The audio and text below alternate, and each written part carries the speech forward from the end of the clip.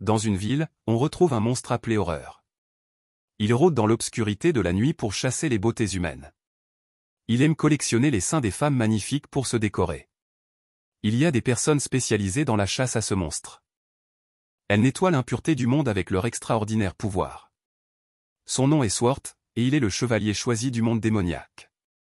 Apparemment, cette fois-ci, il chassait la mauvaise cible. Le rapport indique que Horreur ne chasse que les beautés aux cheveux roux. Cette ville est apparemment très prospère, mais c'est une véritable ville du crime. Elle est remplie de vols et de cambriolages. Un homme ivre harcèle une jeune fille dans la rue mais la fille le met à terre. Ce jour-là, Sophie a trouvé une célèbre diseuse de bonne aventure. Avant même qu'elle puisse dire quoi que ce soit, il savait qu'elle cherchait quelqu'un. Et il savait que la fille cherchait Eldorado. L'instant d'après, il changea de visage. Il était au-dessus de Sophie. Sophie se lutte pour s'échapper et se cache dans une petite pièce. La pièce était remplie de poupées aux cheveux roux. L'atmosphère était si effrayante qu'elle était terrifiée. Elle rassembla son courage pour avancer à quatre pattes. Elle brisa la fenêtre et essaya de descendre par la gouttière. À ce moment-là, Horreur l'avait déjà rattrapé. Swart apparut soudainement de nulle part et le repoussa d'un coup de poing. Mais Horreur se débattit et se releva pour riposter. Cependant, Swart l'abattit facilement. Voyant qu'il perdait le combat, Horreur saisit Sophie en otage, puis emporta Sophie et sauta sur le toit du bâtiment. Ensuite, il jeta Sophie en bas. Swart n'eut d'autre choix que de secourir Sophie en premier, et Horreur profita de l'occasion pour s'échapper. Ensuite, Swart emmena Sophie manger une collation tardive. Avec les explications de Swart, Sophie apprend les caractéristiques uniques de ce monstre. Et la récente série de disparitions concerne toutes des femmes aux cheveux roux. Il est évident que c'est Horreur qui en est responsable. Et Horreur ne renonce jamais à sa cible. À ce moment-là, un serveur remit une note à Swart. Swart jeta un coup d'œil à la note. C'était l'endroit où Horreur se cachait. Afin d'éliminer Horreur une fois pour toutes, Sophie se proposa comme appât. Sans surprise, Horreur la trouva en un rien de temps. À ce moment-là, Swart apparut soudainement. Ils se battent ensemble. Cependant, Horreur ne pouvait rivaliser avec Swart. Avec quelques coups de poing rapides, Swart met Horreur à terre. Swart en profita pour lui demander s'il connaissait des informations sur Eldorado. Sophie fut choquée d'entendre cela, car elle voulait aussi trouver cet endroit. Puis il brilla en rouge. Après la fumée, il devint encore plus grand et hideux. C'est alors que Swart cria. Une moto tout-terrain apparut sur le pont.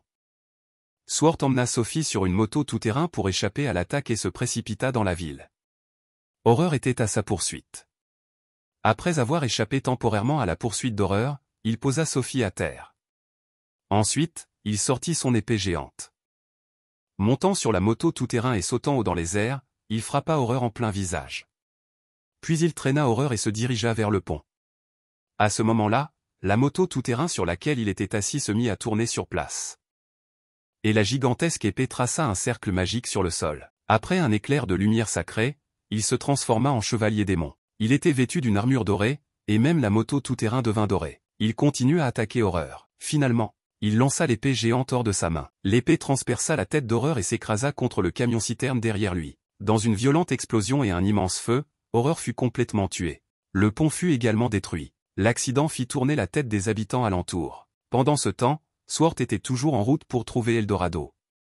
Il continuera à chasser d'autres horreurs de différentes espèces. Un ouvrier sur le pont appelle la police, disant qu'il a vu le monstre détruire le pont. Sur un point élevé non loin de là, un homme observe tout. Il charge une balle dans le fusil de sniper qu'il tenait. Puis il tire un coup de feu dans le ciel. Un énorme sort écarlate apparut dans le ciel et couvrit toute la ville. Immédiatement, il se mit à pleuvoir. Peu de temps après, les ouvriers qui parlaient du monstre semblaient avoir tout oublié ce qui venait de se passer. Dans la rue de la ville, un homme frappe sa femme pour avoir pris une photo avec son ami. Un autre chevalier du nom de Luke rejoint Swart dans le fast-food. Il le sermonne sur son indiscrétion lors de sa dernière mission puis il repart. Sophia est conduite à l'hôpital mais elle n'a rien. Sa tutrice vient la récupérer et Sophia lui parle de Swart. Pendant qu'il partait à sa recherche, il bouscule un handicapé et le fait tomber. La jeune fille se lève et s'excuse puis reprend son chemin. Cet homme était un champion de sprint. Presque chaque fois, il remportait un prix et profitait des acclamations de ses fans. Jusqu'à ce qu'un accident le laisse paralysé des jambes. Il ne pouvait plus courir et il devait vivre sous les soins de sa petite amie. En regardant le mur de trophées et de médailles, il ne pouvait plus contrôler ses émotions. Il haïssait le monde pour son injustice et détestait tous ceux qui avaient de bonnes jambes. Cette puissante rancune attira l'attention d'Horreur. Soudain, une voix lui parvint aux oreilles. La voix lui dit qu'elle pouvait l'aider à réaliser à nouveau son rêve. En entendant la promesse de l'Horreur, Hardy ne put résister à la tentation et accepta le marché. Il exprima sa volonté de tout faire pour poursuivre son rêve de course, quelles que soient les conditions. Soudain, une lumière rouge apparut et une ombre noire démoniaque s'empara de son corps. En cet instant, on aurait dit que les yeux de Hardy pouvaient voir à nouveau la piste de course depuis longtemps perdue. Il retrouve la joie de courir, filant à toute vitesse dans les rues au beau milieu de la nuit.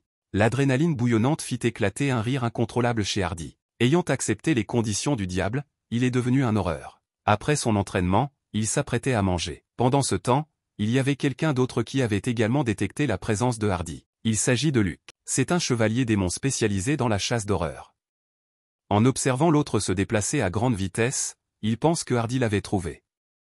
Il accéléra immédiatement et continua à le poursuivre, mais ne put le rattraper. Il ne comprenait pas pourquoi Hardy courait ainsi au milieu de la nuit. En réalité, Hardy appréciait simplement la sensation de courir.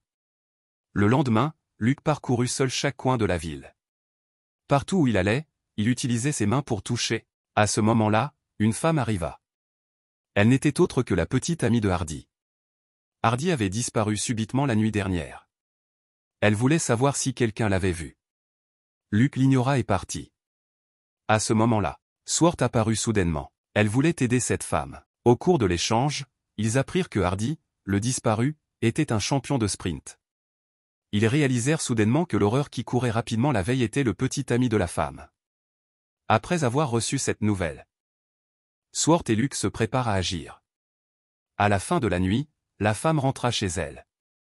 Hardy l'attendait déjà à la maison. Elle fut choquée de voir Hardy debout. Mais Hardy ne cessait de dire qu'il avait faim. Peu importe la quantité de nourriture qu'il mangeait, il n'était jamais rassasié. Soudain, ses yeux devinrent rouges. Il se transforma immédiatement en monstre et se jeta sur sa petite amie. Heureusement, Swart apparut à temps pour la sauver. L'horreur en profite pour s'échapper. Swart se lança à sa poursuite. Pistant l'horreur à travers la ville, Hardy se transforma maintenant complètement en horreur. L'épée descendit du ciel dans son armure dorée. Une épée transperça son épaule, mais cela n'affecta pas sa vitesse. La vitesse de l'horreur était trop rapide, et Swart ne pouvait pas l'arrêter. Il ne pouvait que tenter de conduire Horreur vers l'embuscade de Luke. Swart trouva l'opportunité d'accélérer en ligne droite. Il se retrouve juste devant l'horreur et l'éblouit avec ses phares. L'éclat désoriente l'horreur, le faisant accidentellement courir vers une route secondaire à proximité. Luke attendait l'horreur sur le toit. Il tira un coup de feu avec son fusil de sniper enchanté.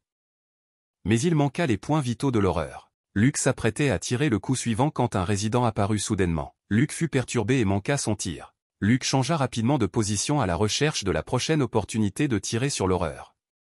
Il tira à nouveau. Ce coup ne tua pas complètement l'horreur, mais Swart l'avait déjà rattrapé. Avec Swart et Luke qui travaillaient ensemble, Horreur fut complètement tué. Swart essaya de réconforter la petite amie de Hardy. À ce moment-là, il se remit à pleuvoir. Sans aucun doute, Luke utilisa la magie pour effacer les souvenirs des gens concernant l'horreur. La ville retrouva la paix. La femme oublia ce qui s'était passé cette nuit-là et continua à errer dans les rues à la recherche de Hardy. Dans un building, des gardes remarquent une corde pendant que l'un d'entre eux se rapproche, l'intrus les met à terre. Craignant que l'intrus ait pris l'ascenseur, ils tirent mais il n'y avait personne. Ils entrent dans l'ascenseur et se font battre. L'intrus pénètre dans un couloir rempli de rayons laser mais elle arrive à passer ces rayons. Mais elle tombe dans une embuscade et elle s'enfuit disant qu'il lui faut de l'aide. Elle va voir Swart et ils se rendent dans un bar pour discuter. Swart allait reluquer la poitrine de la femme mais une bestiole sort de sa poitrine et s'en prend à lui. La femme s'appelle Gina et elle est chevalier du monde démoniaque comme Swart. Elle explique la raison de sa venue et demande l'aide de Swart pour en savoir plus sur un mafieux. Swart était réticent mais il accepte une fois que Gina mentionne Eldorado. Les chefs des gangs concurrents à Damian organisent une rencontre en se plaignant de Damian qui fait affaire sur leur territoire. Ils pensent qu'il est trop arrogant et qu'ils doivent se mettre ensemble pour l'éliminer. Soudain Damian débarque avec les membres de son gang et il tue tout le monde. Il capture un chef et l'emmène devant un ordinateur, soudain des câbles l'attaquent par derrière et le dévorent. Lors d'une fête au bord de la piscine organisée par le chef de la mafia, Damian, Gina attira l'attention de tous les hommes présents. Il était clair qu'elle avait réussi à attirer l'attention de Damian, et son but était de se rapprocher de lui. Leur mission est d'éliminer le monstre connu sous le nom d'horreur dans le monde humain. Ce monstre envahissait le monde humain sous différentes formes. Et Gina soupçonnait que Damian pourrait élever un horreur mangeur d'humains. Elle prévoit donc de s'infiltrer dans le bâtiment pour enquêter et trouver l'horreur. Cependant, elle avait besoin de la carte d'activation de l'ADN de Damian pour désactiver temporairement le système de sécurité de son bâtiment. Gina décide donc d'utiliser un stratagème de séduction. À ce moment-là, Damian était clairement attiré par la beauté de Gina. Pendant ce temps, dans le bâtiment de Damian, Swart rampe le long des conduits de ventilation en se plaignant. Tout ce qui concerne Gina n'est définitivement pas bon. Gina et Damian sont déjà en pleine discussion animée. Elle sort une paille et essaie d'y faire adhérer l'ADN de Damian. Elle tend le verre à Damian, qui ne l'utilise pas du tout. Il saisit le verre et le boit d'un trait. Gina n'a d'autre choix que de se blottir dans les bras de Damian, l'embrasser profondément, puis se lever et partir. Elle dit qu'elle va prendre une douche et demande à Damian d'attendre ici pour elle. Ensuite, Gina utilise un dispositif portable d'extraction d'ADN. L'instant d'après, les informations ADN de Damian sont lues. Mais soudainement, Gina est prise en otage par Wade qui pointe son arme sur elle. Wade s'empare du dispositif des mains de Gina. Soudain, Gina attaque. Elle interroge Wade s'il est au courant de la pièce cachée sur le toit. Wade révèle ce qu'il sait. Il a été témoin de ses propres yeux du monstre caché au dernier étage en train de dévorer des gens. Gina lui dit de rester hors de son chemin car il sait de quoi il s'agit. Pendant ce temps, Swart escalade le câble de l'ascenseur. À ce moment-là, Gina se débarrasse facilement des gardes et se faufile dans la salle de contrôle. Damian reçoit un message. L'endroit où se trouve Gina a été découvert. Dans les images de surveillance, Swart atteint le couloir du dernier étage. Gina retire la carte d'information contenant l'ADN de Damian pour contrôler les équipements. Instantanément, tout le système électrique du bâtiment est paralysé. Mais cela ne dure que 60 secondes. Swart se dépêche et court tout le long, visant à entrer dans la salle secrète avant que le système de sécurité du bâtiment ne soit rétabli. Finalement, il réussit à ouvrir la porte en acier à main nue. À ce moment-là, le système électrique du bâtiment est rétabli, et Damian est déjà arrivé avec une arme. La rusée Gina se fait instantanément passer pour une victime en prétendant avoir été forcée par Swart. Mais Damian ne semble pas s'en soucier et affiche une confiance apparente. À ce moment-là, Swart entre dans la pièce secrète. Il voit des taches de sang sur le sol. Non loin de là, un ordinateur ancien démarre soudainement. Il s'avère que cette fois-ci, l'horreur s'est emparée de l'ordinateur. À ce moment-là, d'innombrables tentacules commencent à attaquer Swart. Mais devant la grande force de Swart, ces tentacules sont facilement éliminés. Un coup de poing suffit à faire exploser le vieil ordinateur. Horreur est enragée et veut manger tout le monde dans le bâtiment pour augmenter sa force. Gina saisit rapidement un fusil à pompe et le charge de balles magiques, ordonnant à tous de courir pour sauver leur vie. À ce moment-là, l'horreur révèle son vrai visage. C'était un écran LCD. Damian pointe son arme sur la tête de Gina. Il déteste Gina et Swart d'avoir tout gâché pour lui. Soudain, les tentacules brisent le cercle magique et s'enroulent autour de Damian. Gina se précipite rapidement à son secours, utilisant ses talons au rouge comme des couteaux tranchants pour couper les tentacules et sauver Damian. Cependant, la situation empire avec de plus en plus de tentacules sur le mur. Pendant ce temps, Swart revêt son armure dorée et combat l'horreur. Des milliers de tentacules sont facilement tranchés par Swart. Finalement, Swart tombe du ciel, et un coup d'épée achève complètement l'horreur. La crise du côté de Gina est également résolue. Wade ne comprend pas pourquoi Gina voulait sauver Damian. Elle ne dit rien, mais elle embrasse doucement Wade sur la joue, le laissant sans voix. Au bar, il n'avait toujours aucune nouvelle d'Eldorado, mais le journal rapportait que Damian avait été tué par balle. Elle s'appelle Sophie. Il n'y a pas longtemps, son frère a disparu soudainement, ne laissant que les mots Eldorado sur son ordinateur, pour trouver des indices sur Eldorado. Elle a pris sur elle de découvrir où l'horreur pourrait se trouver. Seule l'horreur connaîtrait les indices d'Eldorado.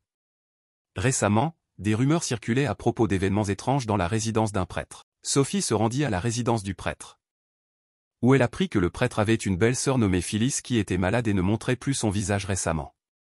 Elle se rendit d'ONC à accent grave l'église et trouva la douce Phyllis dans la cour. Ils devinrent rapidement amis. Au cours de leur conversation, Elle apprit que le prêtre avait récemment disparu. Leurs expériences étant similaires, elles ressentent une certaine empathie l'une envers l'autre. Soudain, on frappa à la porte. C'était Swart qui arrivait. Il fit semblant de ne pas connaître Sophie et la poussa de côté, tenant un bouquet de fleurs, et s'approcha de Phyllis en lui exprimant son amour. Sophie resta sans voix devant cette scène. Phyllis hésita également, puis prit les fleurs. Swart tourna ensuite les talons et partit, demandant à Sophie de rentrer chez elle ce soir. Après le départ de Swart, Sophie réalisa seulement qu'elle avait encore de nombreuses questions à poser à Swart. Phyllis contemplait les fleurs dans sa main, se rappelant quand elle était jeune, qu'il y avait aussi des garçons beaux et ensoleillés qui lui expriment leur amour de cette manière. Mais une voix la sortit de son rêve. Sophie se précipita derrière Swart et lui demanda des informations sur Eldorado. Mais Swart l'ignore complètement. Il invoque sa moto tout-terrain, saute et s'enfuit. Sophie n'eut d'autre choix que de retourner à l'église. À l'invitation de Phyllis, Sophie dîne avec elle. À mesure que la nuit avançait, Sophie oublia l'avertissement de Swart. Phyllis partagea une histoire sur son frère, qui était profondément amoureux d'elle et la complimente souvent sur sa beauté. Il ne lui permettait jamais de quitter la maison ou de parler aux hommes. Une fois, un homme lui a déclaré son amour, mais son frère l'a battue sans merci et l'a jetée dans un sous-sol sombre, la gardant captive pour lui-même. En tant que femme adulte, elle aussi aspirait à l'affection d'un homme. Une fois, un homme lui a déclaré son amour, mais son frère l'a battue sans merci et l'a jetée dans un sous-sol sombre, la gardant captive pour lui-même. Phyllis empoigne la main de Sophie en lui interdisant de lui parler d'autre homme. Sophie se libère mais Phyllis l'attaque avec un couteau. Prise de panique, Sophie trébucha et tomba dans le sous-sol. Elle verrouilla rapidement la porte, laissant Phyllis à l'extérieur sans signal sur son téléphone pour appeler à l'aide. Elle alluma les lumières du sous-sol et fut complètement stupéfaite. Il y avait différents types d'instruments de torture tachés de sang. Les longs cheveux sur le tabouret étaient un signe que Phyllis avait peut-être été soumise à un traitement inhumain ici. Dans un coin se trouvait un squelette dont la moitié du tissu facial manquait. Soudain, Phyllis brisa les planches et grimpa hors du plafond. Il semblait qu'elle soit devenue un monstre. Elle ramassa le crâne et dit que tout était de ta faute, puis commença à le dévorer. Ensuite, elle se transforma en monstre et se jeta sur Sophie. Soudain, le toit s'effondra, ensevelissant l'horreur sous les décombres et le bois. C'était Swart qui était venu. L'horreur jaillit alors du sol. Il attrapa l'horreur et s'enfuit vers l'extérieur, avertissant Sophie de rester là où elle était. Mais Sophie décide d'aller l'aider. Regardez, cette bataille dépasse les capacités des humains. Sophie atteint le clocher et fait tomber les cordes. En regardant les deux hommes en train de s'affronter, elle pousse de toutes ses forces sur l'horloge. Juste au moment où Swart repousse l'horreur et tombe au fond du clocher, l'horloge tombe également avec le son. À ce moment-là, Swart se transforme en chevalier en armure dorée et tue l'horreur d'un seul coup.